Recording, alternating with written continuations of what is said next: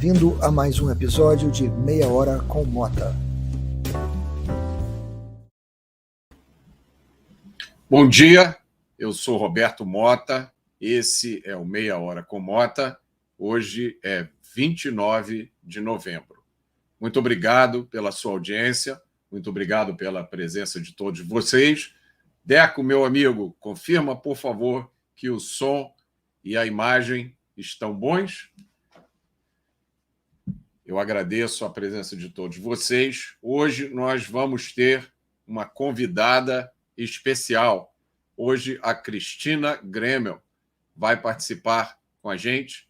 Nós vamos bater um papo sobre liberdade de expressão, ou o que ainda resta da liberdade de expressão. Vai ser mais para o finzinho do programa. Antes eu vou começar já com o meu tradicional pedido a vocês. Um pedido, um aviso, seja lá o que for. Olha, ainda continua acontecendo. Um monte de gente usando alarmismo e dizendo as coisas mais estapafúrdias nas redes sociais. Eu imagino que deva ser para ganhar engajamento, para gerar likes e visualizações.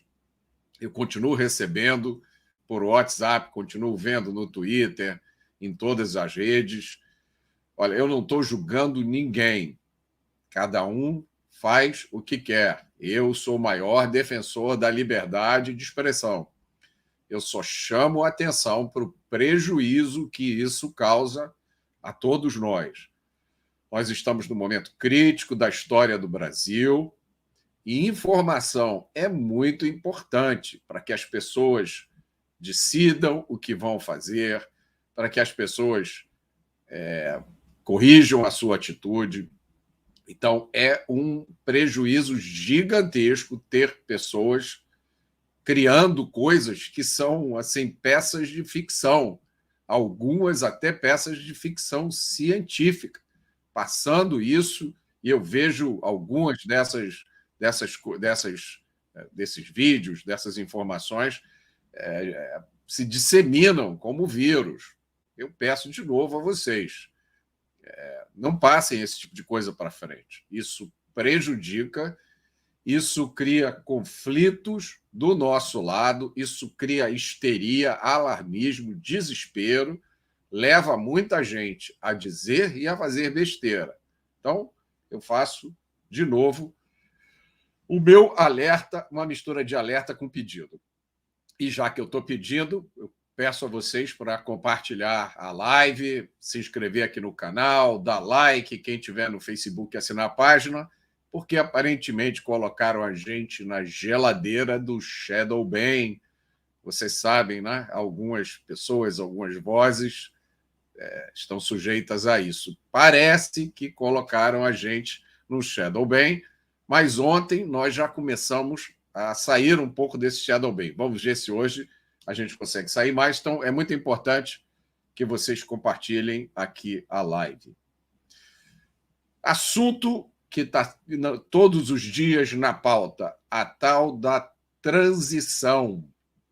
Um assunto sobre o qual eu tenho que falar com muito cuidado, porque me provoca sentimentos muito fortes.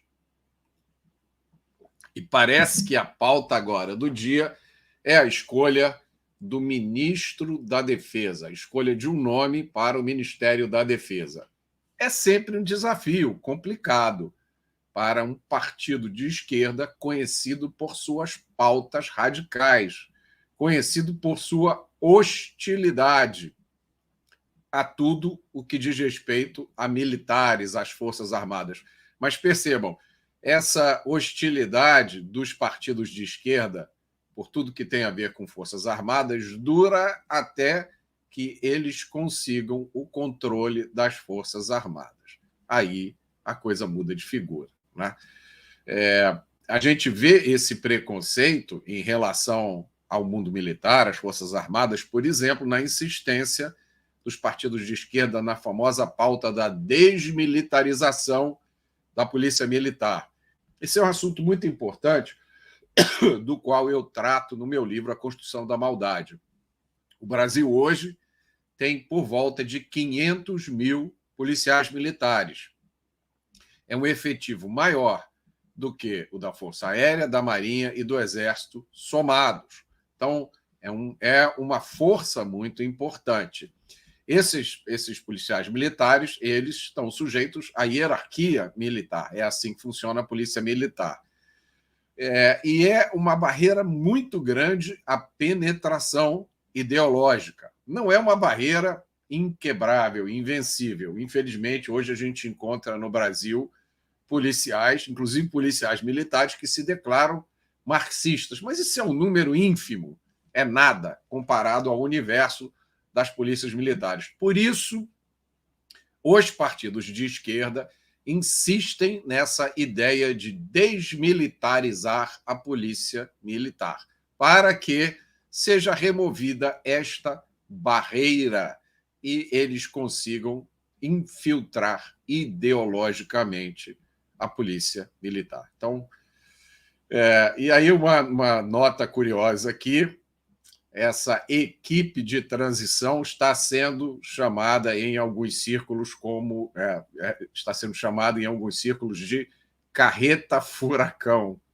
Só um toque de humor para um assunto que, na verdade, é muito amargo, né? Na mesma linha, saiu hoje uma notícia de que algumas pessoas estariam trabalhando pela antecipação da diplomação do PT. Isso é aquela mistura de sofreguidão, de chegar logo no poder, e também deve ter aí o componente de um medo de que alguma coisa possa acontecer daqui até a data da diplomação, né? Talvez receio, não sei, estou só especulando, talvez receio de que as manifestações populares fiquem ainda maiores, ganhem mais vigor, né? Essas manifestações que estão sendo solenemente ignoradas pela mídia, mais uma anotação que nós precisamos fazer naquele caderninho onde a gente anota os grandes pecados, os grandes crimes cometidos pelo consórcio de mídia que foi formado. Ignorar completamente as manifestações que estão acontecendo no Brasil.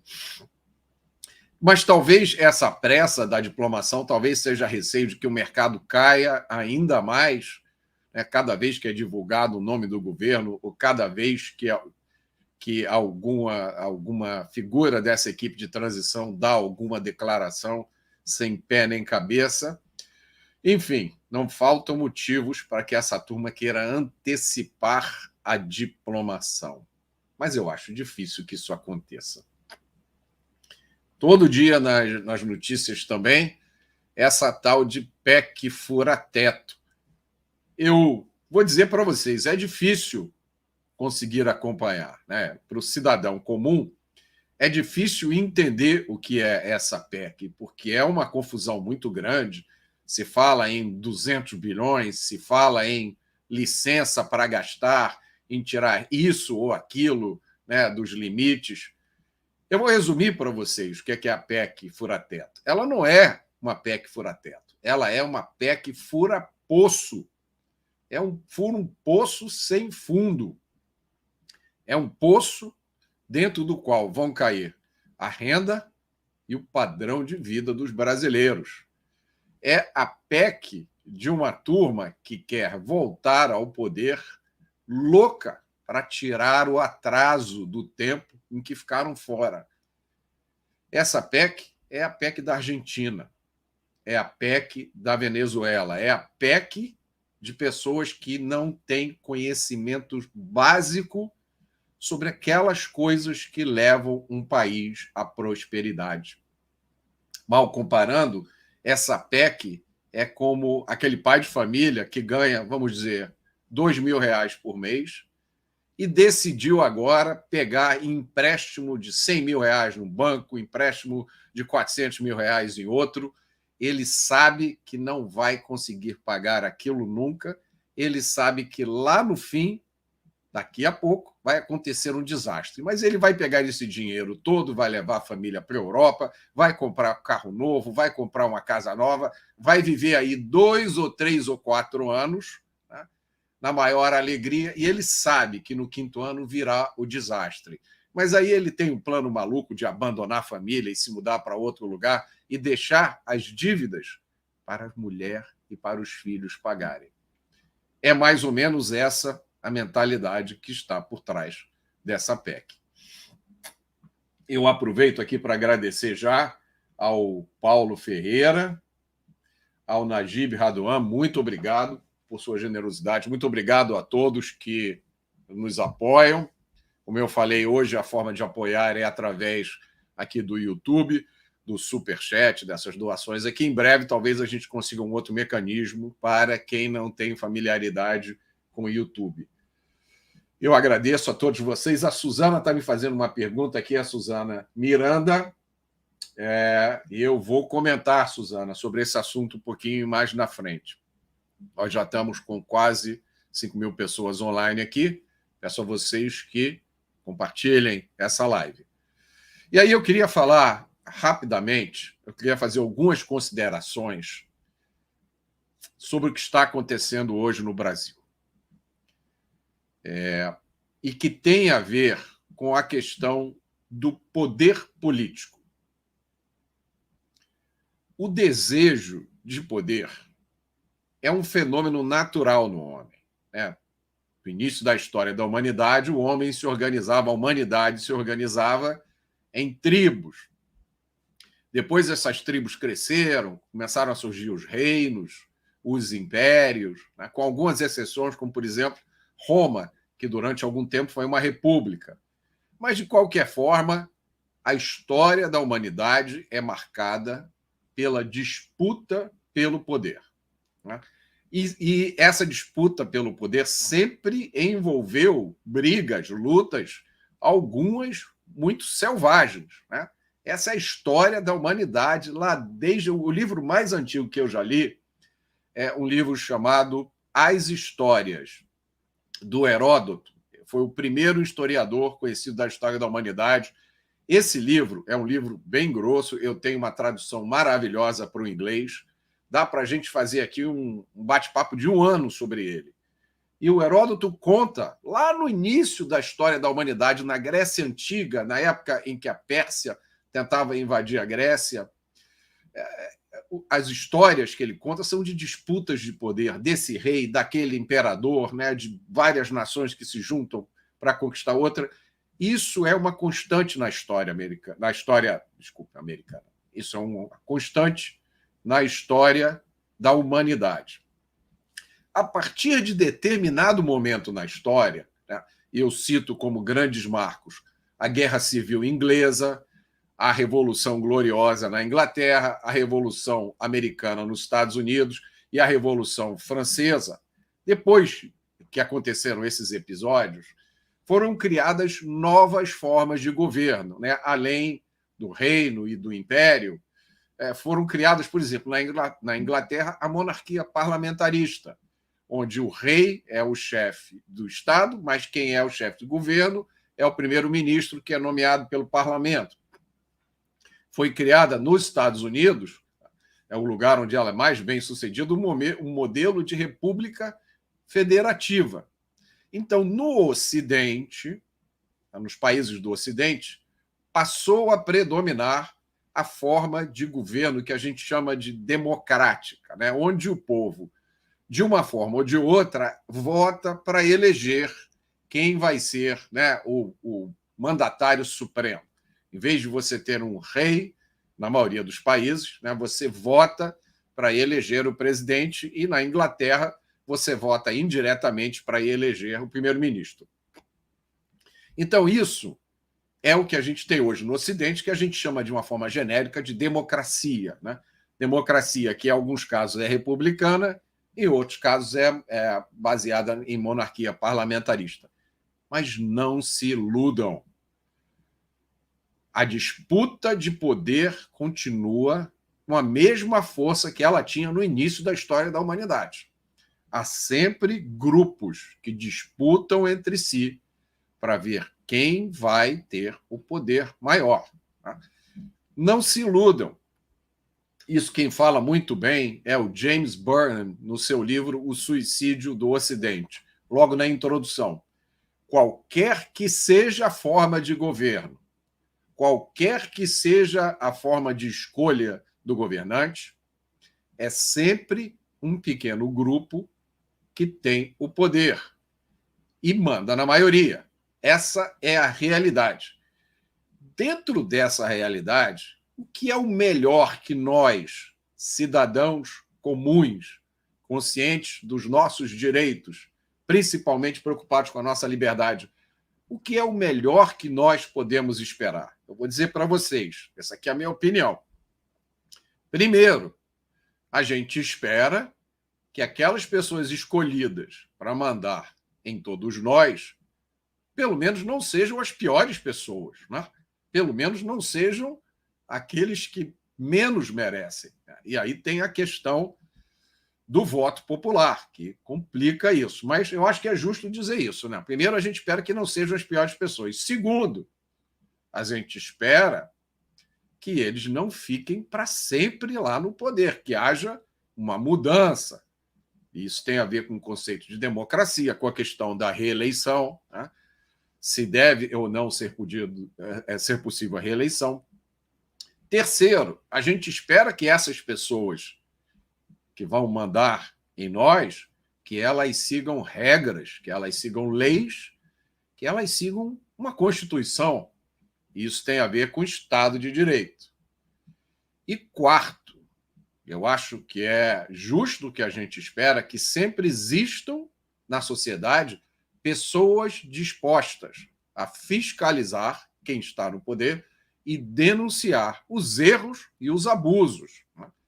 E que essas pessoas possam sempre fazer isso. Isso tem a ver com a liberdade de expressão. Então, isso aí é um panorama que eu acho importante dar, porque eu vejo como tem um grande número de pessoas que passou a se interessar por política faz pouco tempo.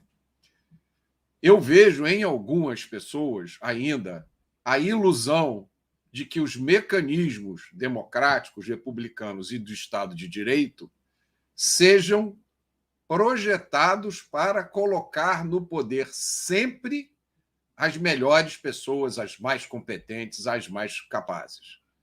Não é assim que funciona. Basta você olhar para a história da humanidade. O que torna esse modelo o melhor modelo do que todos os outros que foram tentados até agora, é que ele dá ao cidadão comum o direito e o poder de participar desse processo de escolha e de que, quando ele verificar que colocou lá uma pessoa que não é adequada, que essa pessoa possa ser removida do poder. Então, é você ser governado com o seu próprio consentimento. Acho que esse é o conceito mais básico da democracia, né? Quem nos governa, governa porque nós consentimos, e não porque usa a força, porque usa o arbítrio, porque usa o totalitarismo. Por isso que é importante, tão importante, eu sempre dou ênfase aqui, no conhecimento. Né? É importante que a gente conheça história, é importante que a gente conheça os mecanismos da política, é importante que a gente esteja informado sobre o que está acontecendo, e aí a maravilha das redes sociais. Agora eu quero fazer um comentário sobre um episódio que aconteceu ontem no Pingos nos Is, uma declaração feita pelo meu querido colega e amigo Paulo Figueiredo, um jornalista excepcional, na minha visão, um dos melhores em atividade hoje no Brasil, uma pessoa cuja fala é extremamente articulada e clara. Eu vou dizer para vocês, se eu tenho inveja de alguém, do modo de falar e de articular um pensamento é o do Paulo Figueiredo. E eu faço essa introdução porque o Paulo ontem, com a assertividade e a ousadia que lhe é peculiar, ele fez alguns comentários sobre militares. E eu não tenho... O Paulo, obviamente, né, pela sua vivência, pela sua experiência, ele tem muitos contatos na área militar. Eu não tenho nenhum. Não tenho acesso a nenhuma informação privilegiada que não está disponível para todo mundo.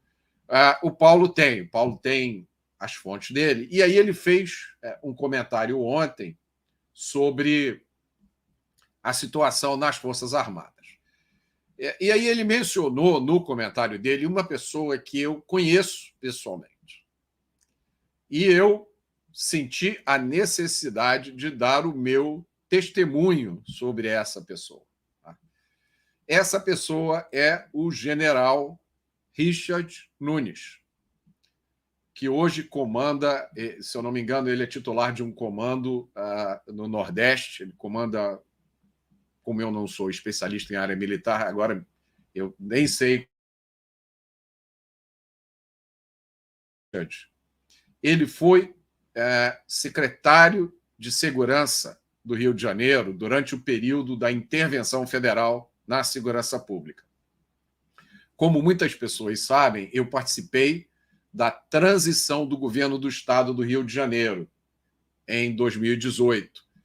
E uma das áreas que estava sob a minha coordenação foi a área de segurança pública. Então, eu tive essa missão de coordenar a transferência da segurança pública do Rio de Janeiro do Gabinete de Intervenção Federal para as secretarias, recém-criadas secretarias de Polícia Civil e de Polícia Militar.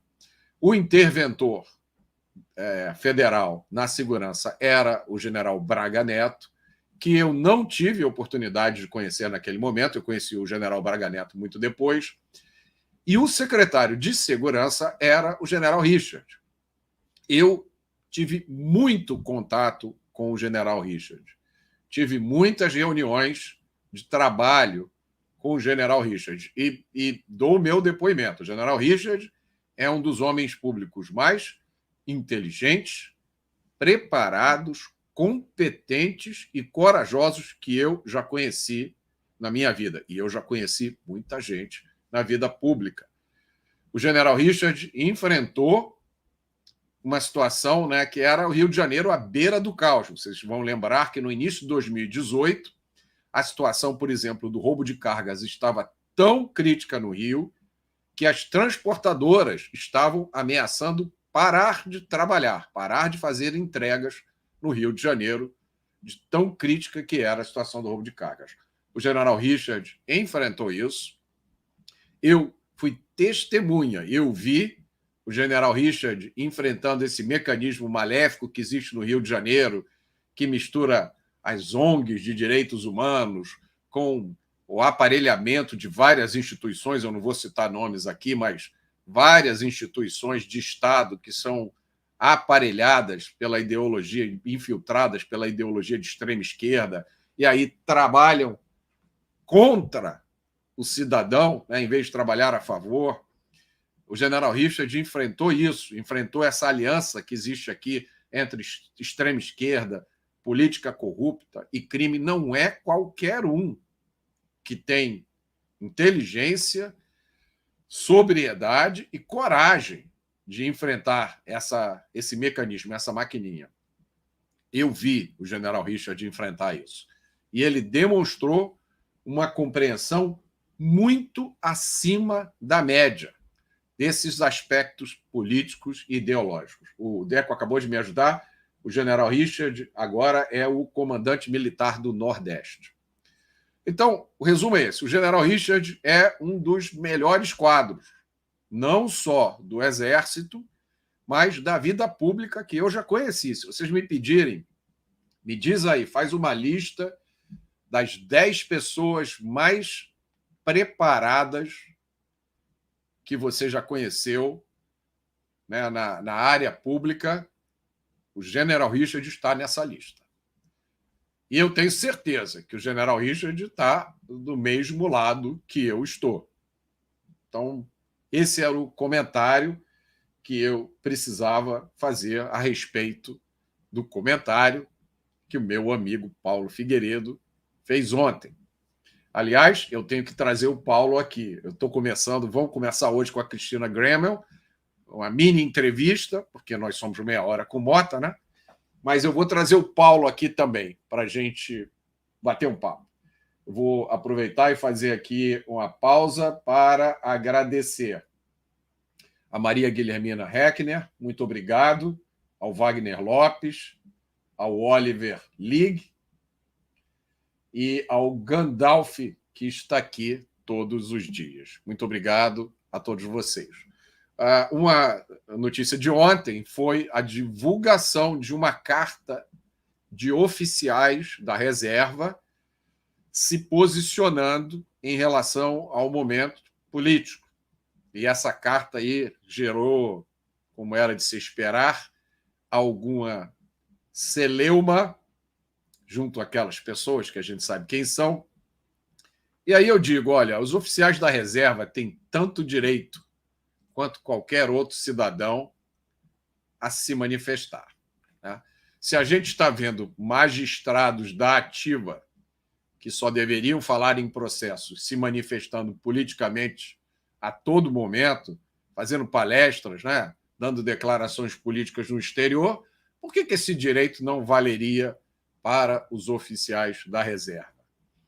O que acontece é que o Brasil hoje está se dividindo entre duas classes de pessoas. Tem aquelas que podem falar o que quiserem, a hora que quiserem, do jeito que quiserem, e vão ser sempre consideradas fofas e democráticas. Agora, tem a outra classe, né, na qual estamos incluídos praticamente todos nós, que é a classe que não tem direito a dizer nada e que, se fizer qualquer crítica, vai ser chamada de antidemocrática, de golpista ou de coisa pior. Mas tenho que lembrar aquela famosa frase de uma ministra: cala a boca, já morreu. A liberdade de expressão é um dos direitos naturais. É inacreditável, né? Parece que todo programa do qual eu participo, eu tenho que repetir isso. A liberdade de expressão é um direito natural. E aí é por isso que nós chegamos naquilo que eu chamo de paradoxo brasileiro, né? Ou paradoxo do Mota, como algumas pessoas já apelidaram. É que já houve uma época nesse país em que a gente ficava com medo da opressão dos militares e esperava a justiça dos juízes. Hoje, a situação no Brasil é o exato oposto. Vejam que paradoxo. Um assunto muito importante agora, para o qual eu vou pedir a atenção de vocês, que é a pauta do desencarceramento. Eu não vou citar nomes, mas, o assunto é tão cabeludo que a câmera desligou. Uma grande autoridade da República, ontem ou anteontem, fez uma palestra dizendo que, né, para o ano que vem, uma das pautas vai ser o desencarceramento, que o Brasil tem 800 mil presos e que as condições são medievais, as condições das prisões brasileiras, né? Esse é um assunto do qual eu trato extensivamente no meu livro, A Construção da Maldade. Eu vou aproveitar aqui para fazer um jabá. Ele tem um capítulo que fala sobre desencarceramento, tem um capítulo que fala sobre armas, tem um capítulo que fala sobre drogas. Esse livro é resultado de 10 anos de aprendizado meu. Eu, como vocês sabem, eu não sou advogado, não sou militar, não sou policial, eu sou engenheiro civil, um mestrado em gestão. Tudo que eu aprendi sobre segurança pública foi ralando, conversando, pesquisando. Então, esse livro ele tem fatos, dados, referências para quem quiser se informar melhor sobre o que acontece no Brasil. Então, eu vou dar a realidade aqui para vocês, né? As condições das prisões em todos os países do terceiro mundo são mais ou menos iguais. Você não vai encontrar em nenhum país do terceiro mundo uma prisão, como dizem que existe na Suíça, né? Onde cada preso tem a sua cela, com ar-condicionado, fisioterapeuta, massagem, treinamento em informática. Isso é uma loucura que existe na cabeça de alguns ideólogos. Se vocês olharem as prisões dos países em desenvolvimento, elas são mais ou menos parecidas. É lógico que sempre há como melhorar. Da mesma forma que sempre há como melhorar as escolas, que sempre há como melhorar os hospitais. E aí eu pergunto a vocês, onde o governo deve alocar o seu dinheiro? Tá? As prisões no Brasil são ruins, e aí anotem essa informação, principalmente por causa da campanha permanente que várias entidades de esquerda fazem contra a construção de novos presídios. Parece inacreditável o que eu estou dizendo, mas está fartamente documentado no meu livro. Uma das entidades que fazem a campanha contra a construção de mais presídios, prestem atenção, essas entidades dizem que não se pode construir mais presídios. Como no Brasil cada vez se cometem mais crimes, é maior o número de criminosos que tem que ser colocados em uma prisão.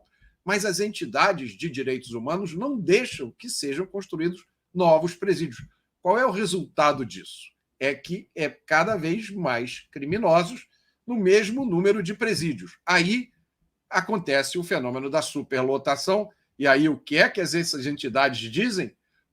Precisamos desencarcerar, porque as condições são medievais. As condições são medievais, companheiro, porque vocês não deixam que se construam novas prisões.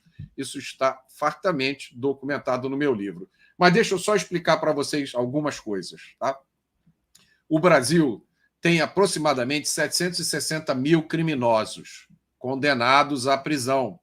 Mas esse é um número fake, porque vários desses criminosos estão em regime semiaberto, regime aberto, prisão domiciliar. Se você for contabilizar os números que estão efetivamente presos, esse número é de 558 mil. E aí vocês vão dizer, Roberto, mas 558 mil, o que isso significa? É muito ou é pouco? Se vocês pegarem a lista dos países por proporção de população presa, o primeiro país da lista é os Estados Unidos. O sexto país da lista é Cuba. Brasil está na posição 19. Ou seja, vou repetir, no mundo, 18 países, incluindo Estados Unidos e Cuba, prendem um percentual da população maior do que o do Brasil.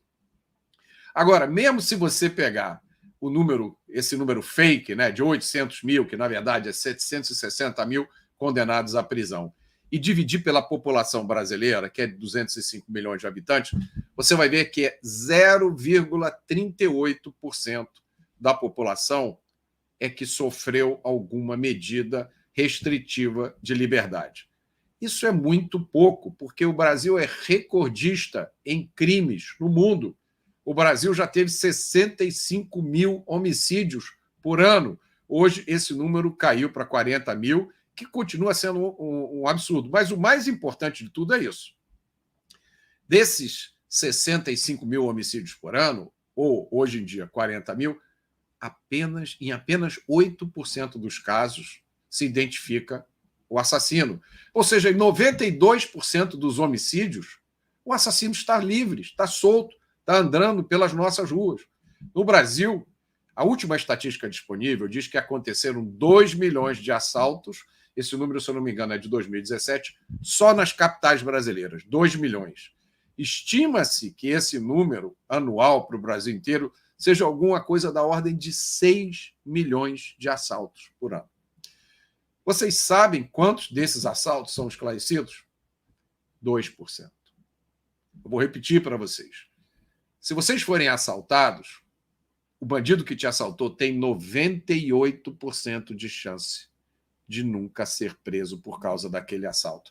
Como é que alguém pode, diante disso, vir dizer que o Brasil é um país que prende demais. Pior, outro argumento que essa autoridade usou aí é que o Brasil tem muitos presos provisórios. Vocês vão ouvir isso. É um argumento favorito dos ativistas. Não é verdade. O índice de presos provisórios no Brasil é de 33%. É um número menor que os índices da Suíça, do Canadá, da Bélgica e da Dinamarca. Se vocês pegarem a lista internacional de número de presos provisórios, o Brasil está na posição 89. Como é que essas pessoas têm a coragem de usar esses argumentos? Então, recomendo o meu livro, A Construção da Maldade. É um livro fácil de ler, eu escrevi para leigos. E aí vocês vão entender o tamanho das mentiras que são contadas todos os dias. Construção da Maldade, olha, comprem antes que proíbam. Agora, eu vou, antes de chamar a nossa convidada, que já está aqui online, eu quero só ler 2 cartas que eu recebi. E aí eu vou chamar a nossa convidada, a querida Cristina Grêmio. Vamos lá. A primeira carta é da Paula. Roberto, escrevo para contar o que me aconteceu a partir de 2005. Eu, recém-formada na Universidade Federal, e aí eu tirei o Estado, para não permitir a identificação dela, fui doutrinada pelos professores a acreditar que quem é do bem vota na esquerda. Eu fui trabalhar no gabinete de um vereador do Partido dos Trabalhadores. Na época, aconteceu o plebiscito do desarmamento.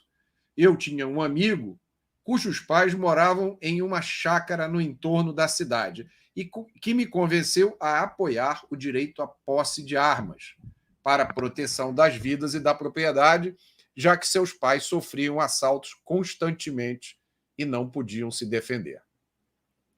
Acreditei ser um bom argumento e votei a favor da posse de armas no plebiscito, junto com 64% da população. Quando, no dia seguinte, falei sobre o meu voto no gabinete do vereador, fui severamente repreendida e ouvi: você tem que votar no que o partido manda.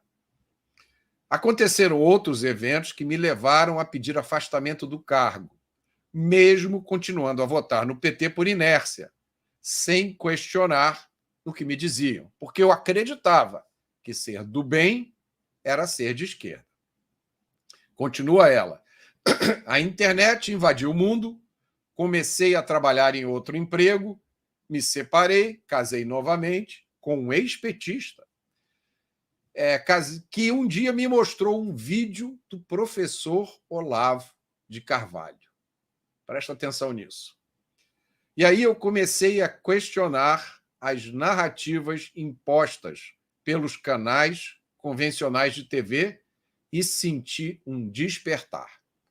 Em 2018, votei no candidato da direita pela primeira vez na vida.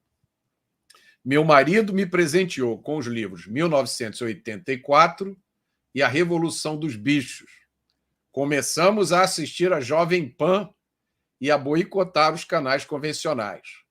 Conheci outros comentaristas, outras opiniões, inclusive tive a felicidade de conhecer também o seu trabalho.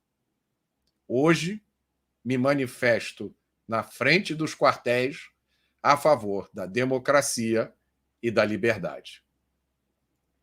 Soube que querem revogar os decretos sobre as armas, impondo a decisão do Estado sobre a do cidadão. É muito triste o que está acontecendo com o nosso país. Totalitarismo. Mas enquanto ainda posso me manifestar, escrevo este e-mail, pedindo a todos que façam como o meu marido. Sejam semeadores, pois, como ouvi a Bárbara do Te Atualizei dizer, e aí vem a frase da Bárbara: eles querem nos enterrar, mas não sabem que somos sementes. Essa é a carta da Carla. A Carla não é o nome verdadeiro dela, eu mudei para proteger o anonimato. E agora mais uma cartinha pequenininha e eu vou chamar a Cristina Grêmio. Olha essa carta. Moro na linda Amazônia, mais precisamente na cidade de Manaus, e trabalho na Polícia Militar. Acompanho todos os dias a população em frente ao Comando Militar da Amazônia. Estou mandando uma foto para o senhor, me mandou uma foto. É admirável a persistência desse povo que fica lá todos os dias, faça chuva ou faça sol. Quero apenas que você noticie que, apesar de estarmos longe dos grandes centros, aqui também lutamos por democracia e liberdade. Peço sigilo porque não posso me identificar, porque trabalho na Polícia Militar.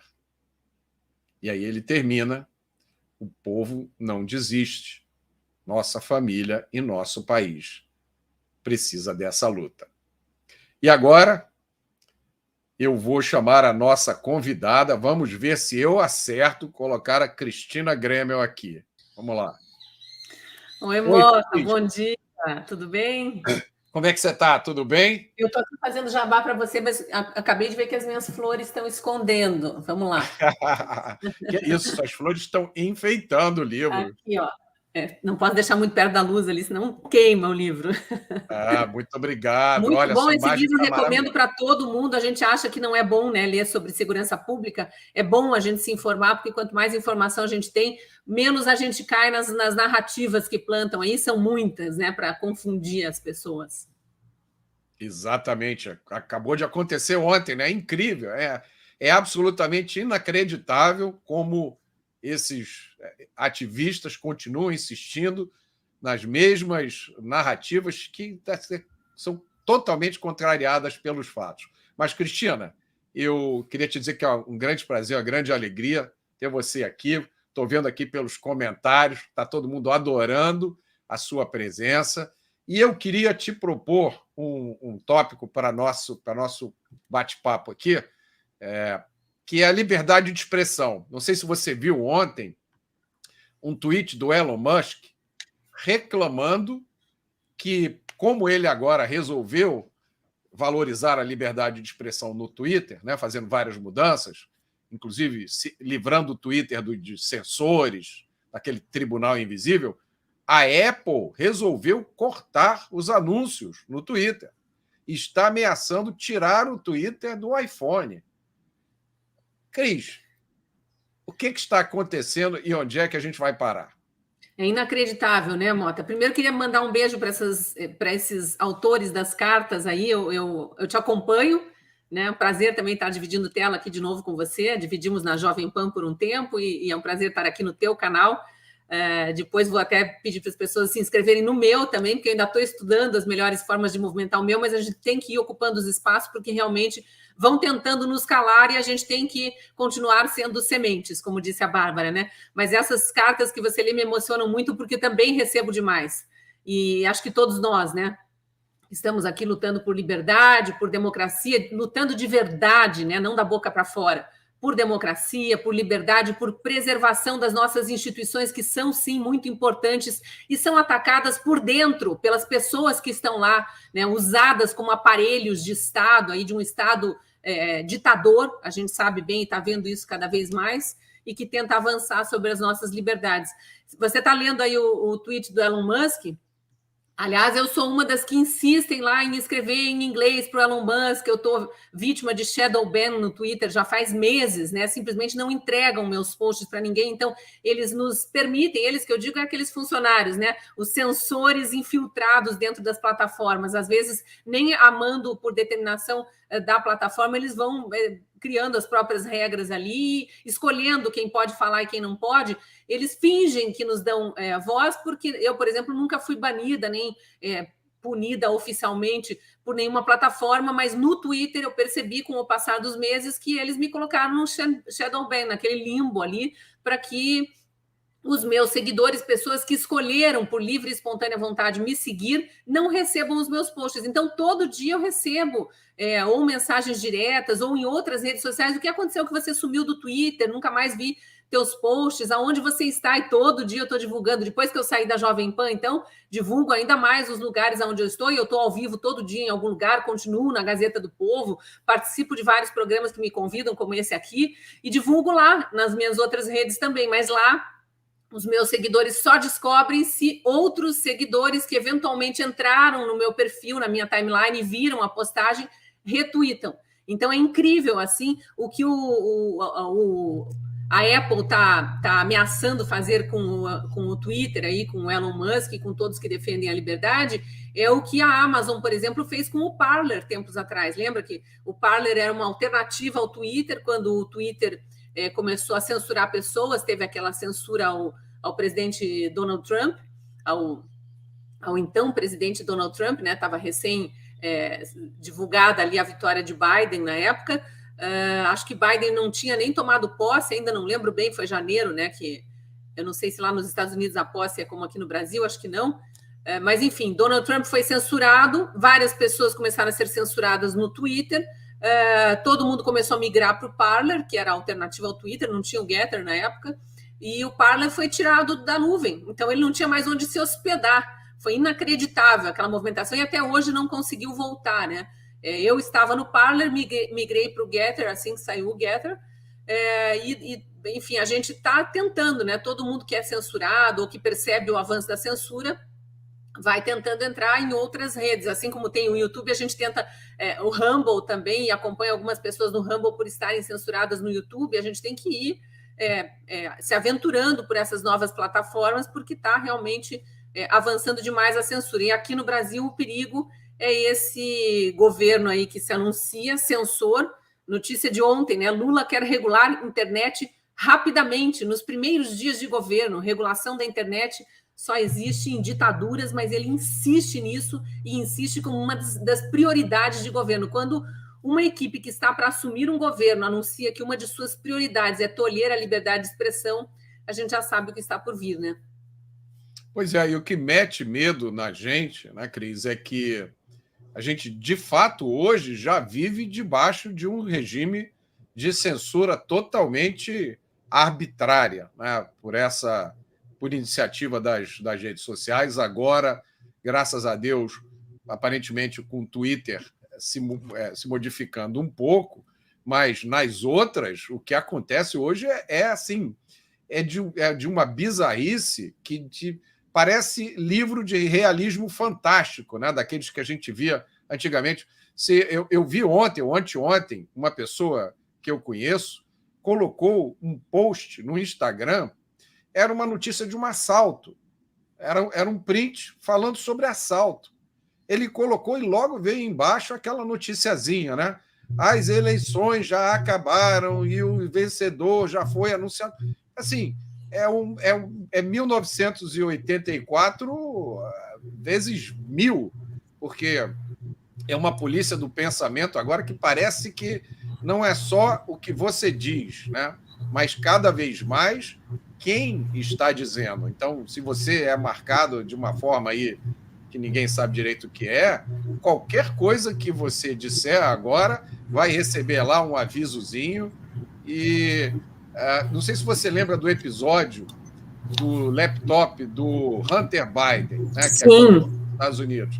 E o Twitter, na época, chegou a banir a conta de um jornal americano, New York Post, porque o Twitter resolveu que aquilo era uma notícia falsa e baniu a conta de um jornal que deu aquela notícia. Muito tempo depois se verificou que era tudo verdadeiro. Aí só uma observação, Mota, desculpe te cortar em relação a isso, que eu acho bem importante. Veja como é que são as coisas, né? Agora o Twitter está sob nova direção e a gente está vendo uma luz no fim do túnel, aí umas janelas sendo abertas e ar, né, entrando para arejar essa atmosfera ditatorial em que tinha se transformado o Twitter, e as outras redes, de certa forma, ainda estão nessa atmosfera, né? Veja, naquela época proibiram uma informação jornalística de ser veiculada por um jornal afirmando que aquilo era mentira. Então, era uma plataforma administrando conteúdo, administrando a verdade, né? Para a gente ser bem claro, querendo ser a dona da verdade. Uma plataforma que, assim como as outras, até hoje bate o pé e diz: não, nós não somos produtores de conteúdo, nós não somos sequer administradores de conteúdos, somos apenas o que a gente se diz ser realmente para os usuários, um lugar onde as pessoas podem publicar aí. Por que as plataformas diziam isso? Para elas não sofrerem censura. Por exemplo, aqui no caso do Brasil, onde existe realmente essa ditadura da toga, aberta, clara, explícita, embora, né, os ditadores se finjam de defensores da democracia. É bem típico de tiranos mesmo. E aí, o que acontece? As plataformas disseram o tempo todo e continuam dizendo que elas não são produtoras de conteúdo para não serem comparadas com jornais ou com revistas, né, ou com veículos de mídia eletrônicos, que sempre, aqui no Brasil pelo menos, estiveram sujeitas à lei penal, que diz que todo produtor de conteúdo responde por calúnia, injúria, difamação, caso calunie, injurie ou difame alguém. Então, nós todos, e quem usa a internet, em tese, também, né, como um produtor de conteúdo, também pode ser processado por alguém que se sinta difamado, injuriado ou caluniado pelas nossas publicações. As redes sociais não querem levar essa pecha de eventuais processáveis. Então, elas dizem que não são publicadoras. Aí vão lá nos Estados Unidos e censuram o jornal que publicou determinada notícia. Então, elas estão, sim, administrando conteúdo.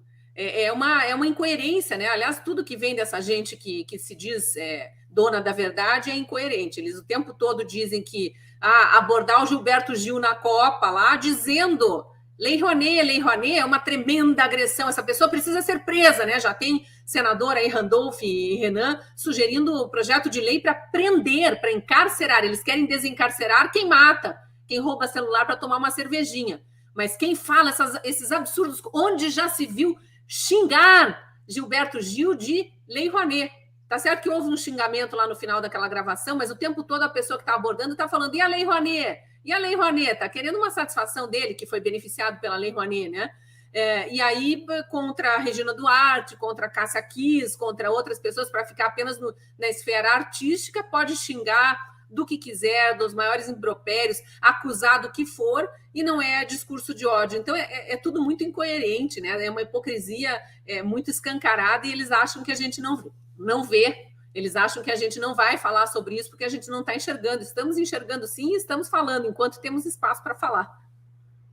Pois é, agora uma das coisas que mais me deixa espantado, Cris, é ver pessoas que até outro dia eu considerava sensatas, preparadas, bem informadas, que concordam com isso, né? Que dizem: não, realmente isso tem que acontecer sim, porque tem certas coisas que não podem ser ditas.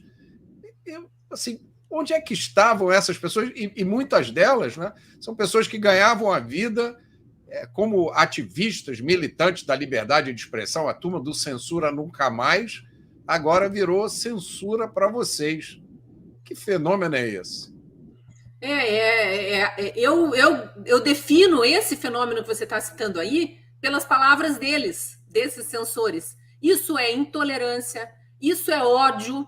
O uso, a ferramenta que eles fazem é formar quadrilhas digitais, então milícias digitais, algumas formadas por terem a mesma convicção de que vamos atacar quem pensa diferente de nós com ódio, com perseguição, com campanha de difamação. A exemplo do que faz aquele Sleeping Giants, tão venerado pela esquerda, que está agindo de forma antidemocrática, para ser bem eufemista, mas está agindo de forma ditatorial, inconstitucional e, portanto, ilegal, porque a nossa Constituição garante liberdade de expressão, não é respeitada, né, por nenhum daqueles iluministros lá, mas ela garante liberdade de expressão, desde que a pessoa não se esconda no anonimato, como fazem os Sleeping Giants. Então, quem coloca a cara a tapa, como nós estamos fazendo aqui, tem todo o direito de falar o que quiser, inclusive as barbaridades que for. Por quê? Porque ele vai ser penalizado pelo que diz o Código Penal, e é crime de calúnia, injúria e difamação, se a pessoa que se sentiu ofendida nos processar e nós formos julgados e condenados. Mas hoje em dia não tem mais, né? Não tem mais Estado de Direito, não tem mais o devido processo legal, não precisa de processo nenhum, não precisa acusar de nada formalmente, não precisa de advogado, não precisa de Ministério Público, basta que a gente caia nas graças daqueles iluministros, né? E Randolph Rodrigues é um dos que caíram nas graças, e aí diz abertamente esse senador que não precisa mais de Ministério Público, de Procuradoria da República, para que isso, né? Se eu sou abraçadinho com o Xandão, nas palavras dele mesmo, postou isso no Twitter. Ele, Janones, tem uma milícia digital grande aí armada, e essas, lamentavelmente, pagas com dinheiro público, né? Um é deputado federal, o outro é senador, e eles não escondem também nas suas próprias redes que eles formaram milícias digitais, apenas chamam de outro nome. Eles chamam de Gabinete do Amor, né? Eles chamam de profissionais de marketing digital. Não, eles estão propagando. Eu já me dei o trabalho de entrar numa live deles para ver o que falavam, que é de embrulhar o estômago, mas foi necessário durante a campanha. E eles diziam abertamente, não, especificamente André Janones, que era o coordenador de campanha digital do candidato Lula, dizia abertamente: nós vamos espalhar o máximo possível, disseminar, compartilhar ao máximo, porque eles não vão conseguir nos pegar, eles não vão conseguir apagar, não vão conseguir nos censurar. Vamos driblar a lei, vamos fazer o que é ilegal, sabendo que é ilegal, mas vamos ser rápidos. Essa era a estratégia deles, e fizeram, né? Você veja quanto tempo foi perdido pela campanha oficial do presidente Bolsonaro para desfazer as mentiras sobre canibalismo, sobre confisco de aposentadoria, sobre um monte de mentiras que foram contadas ali em um espaço de poucas horas por milhares de milicianos digitais. Então, os nomes são intolerância, intolerância fascista, né? Agora tem um outro adjetivo acoplado aí dentro do próprio PL do Randolph Rodrigues. Isso é intolerância fascista, isso é gabinete de ódio, isso é milícia digital. A gente precisa chamar eles pelos nomes que eles mesmos dão para os outros, mas é o reflexo do que eles veem quando se olham no espelho. Agora, Cris, eu quero te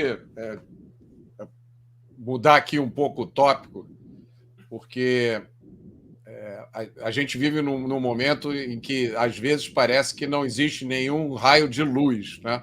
Você deve ter a mesma experiência que eu encontro com pessoas toda hora, na rua, nos lugares onde eu vou, e algumas pessoas estão realmente num estado de angústia, assim, fora do normal.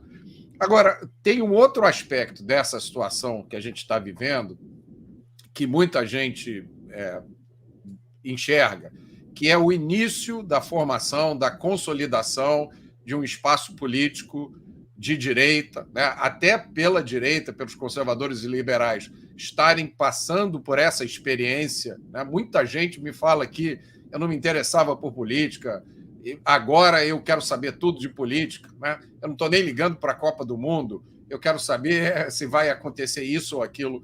Como é que você vê o futuro, o caminho que existe para a direita brasileira, ou para todo mundo que não é de esquerda, para usar um termo que acho que seja mais inclusivo? Como é que você vê isso agora?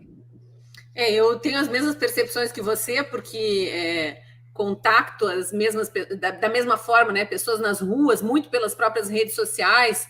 Eu, como fico mais isolada, né? Estou apenas em home office, porque estou fora dos grandes centros, estou em Curitiba, então os meus contratos atuais são todos para participação online, mas eu monitoro muito, eu interajo muito com as pessoas nas redes sociais, dentro do possível. Caiu o sinal do Mota, mas vou seguir aqui. Acho não, eu estou aqui. É que a minha câmera desliga a cada 30 minutos. Entendi.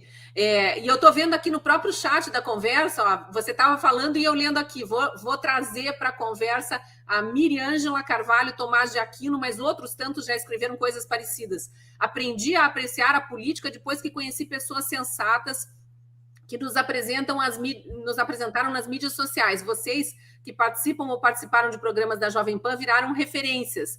E aí, na sequência, a Rosimaire Tavares, sigo a Cristina na Gazeta do Povo, vários dizendo que me seguem nas redes sociais. Então, a gente vai percebendo o que as pessoas estão pensando e trazendo também nos debates dos quais participamos, essa noção de somos muitos, temos pensamentos às vezes dispersos, mas no geral os mesmos valores, e é por isso que estamos nos colocando numa faixa, no espectro político diferente daquela que dominou as mídias até então existentes, né? A grande imprensa, a grande mídia, e dominou a política, inclusive, por décadas aí no Brasil, que é a esquerda, que eu atualmente vejo caminhar cada vez mais para um extremismo. Então, a gente tem uma extrema esquerda que não é nominada como extrema, mas eles são extremistas. Quando estão no dia seguinte que um torcedor aborda um cantor que já foi ministro da Cultura para perguntar sobre a Lei Rouanet, o que eles pretendem para a nova Lei Rouanet. É direito de todo cidadão brasileiro que paga salário, que paga ingresso para assistir show desses cantores, perguntar o que eles pensam. E aí um senador da República vem e apresenta um projeto de lei falando em criminalizar e prender pessoas que disseminem intolerância fascista, referindo-se àquele episódio. Realmente a gente tem que dizer que há um extremismo do lado de cá e eu quero me distanciar desse extremismo o máximo possível. Vamos nos unir do lado de cá. No momento, há uma união em frente a quartéis. Há uma união dos que não podem estar em frente a quartéis, mas mandando sua solidariedade, seu apoio, às vezes até algum apoio financeiro para aqueles que estão em frente a quartéis. E realmente não criminalizando, porque o outro lado, esse lado extremista, está dizendo que estar manifestando como manda a Constituição, de forma pacífica, sem fechar ruas e tal, é legítimo. Que questionar faz parte da democracia, né? Que exigir transparência é o mínimo que todo cidadão decente pode exigir dos governantes, das autoridades públicas, enfim, estejam elas em qual poder estejam, né? E a gente precisa se unir. Eu percebo que há, sim, essa angústia, e nós vivemos isso também. Óbvio que a gente gostaria de ter uma eleição transparente, um resultado confiável, e aí fosse para que lado fosse, aceitaríamos, mas desde que fosse transparente e confiável, e, no mínimo, a análise de todas as inconsistências já apresentadas, né? Temos as limitações que a própria plataforma nos impõe, não podemos falar palavras, não podemos falar abertamente o que pensamos, mas estamos coadunados no mesmo pensamento. Gostaríamos de ter mais certezas do que dúvidas. E eu acho que a partir daqui, desse momento, aconteça o que acontecer, estaremos todos muito unidos dentro da Constituição, porque nós somos respeitadores de leis, exigindo cada vez mais que nossos representantes nos representem e não virem tiranos se opondo a nós e nos ameaçando. Por sorte, existe um Congresso aí que foi eleito com um viés mais de direita ou de centro-direita, e para o qual precisaremos estar muito, mas muito vigilantes. O que é isso? É acompanhar as transmissões da TV Senado, da TV Câmara. É claro que não pode estar lá 24 horas por dia, isso é tarefa deles. Nós precisamos acompanhar as mais importantes.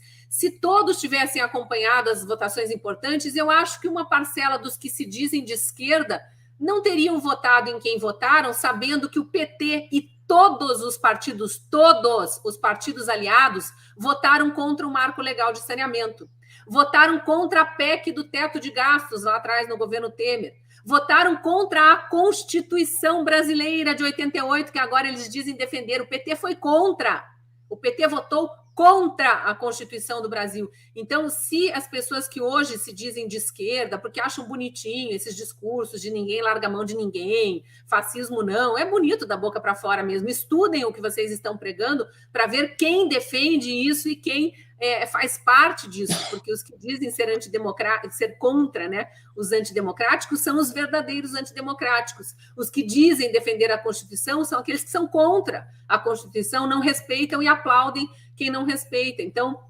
eu vejo um futuro aí de mais organização desse lado em que nós nos posicionamos, né?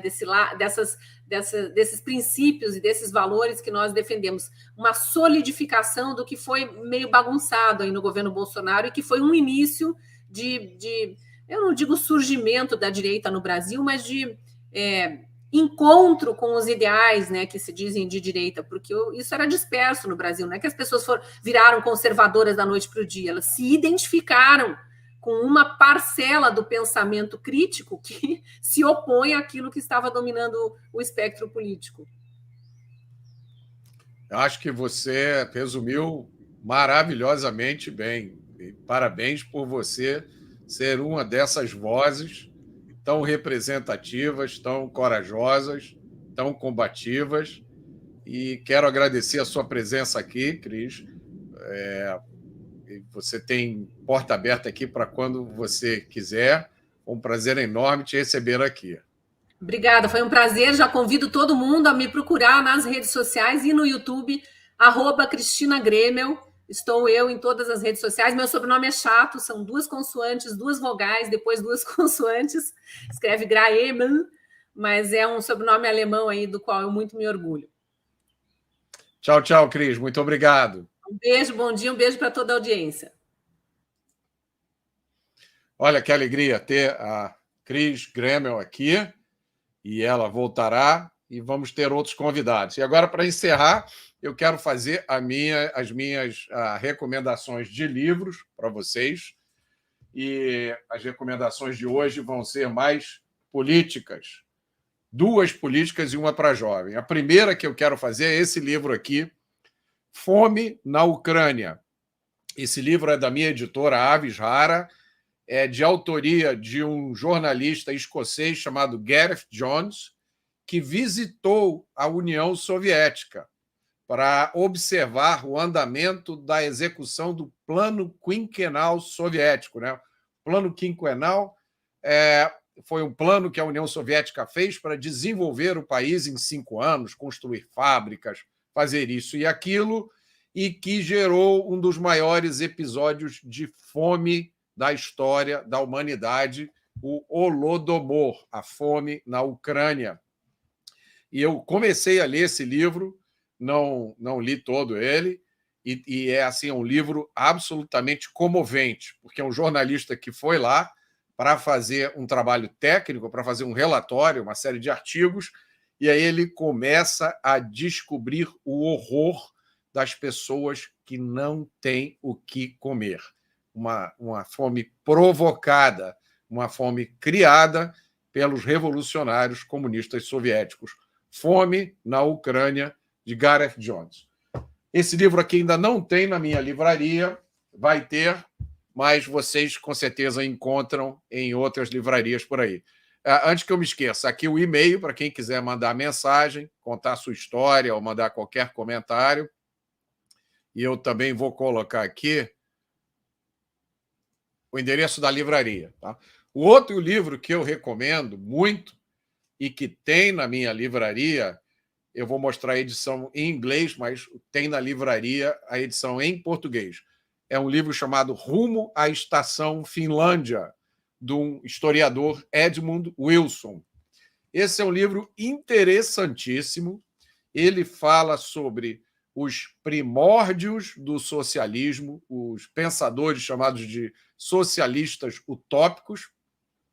Ele fala sobre Marx, conta detalhes da vida de Marx, que eu garanto que nenhum de vocês conhece, vocês vão ficar chocados, e fala também sobre o início da vida e os pensamentos de Lenin. Tá? É um livro sensacional. É um livro, vocês podem ver, né? Está todo marcado o meu. É um livro um pouco grosso, é um livro de fôlego. Então, é para quem quer avançar um pouco mais no conhecimento. É um livro muito bem escrito. É um livro que eu uso como fonte para vários dos meus artigos. E, por último, eu quero recomendar de novo um livro que eu já recomendei aqui para jovens e crianças, que é o livro Os Meninos da Rua Paulo, de Ferenc Moinar, com tradução de Paulo Ronay, um dos grandes nomes da literatura brasileira.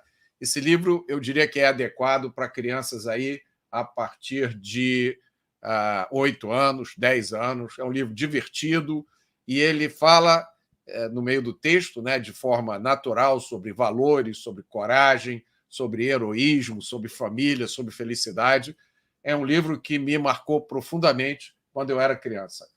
Olha, eu sempre recomendo 1984, e a Ana Lu está dizendo que tem várias edições do 1984 na minha livraria. Tem mesmo. Olha só, tem essa edição aqui, que é da Avis Rara, tem a capa, né, um pouco chamativa, bom para vocês lerem no transporte público, porque vai ficar todo mundo prestando atenção no que vocês estão lendo.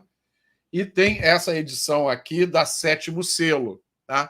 O texto da edição é o mesmo, o texto do livro é o mesmo, mas sempre tem diferença de prefácio, né, do tipo de letra. Eu gosto das duas edições, talvez e tem diferença no tipo, né? Você vê que um é mais grosso, o outro é um pouquinho mais fino, mas o texto é o mesmo.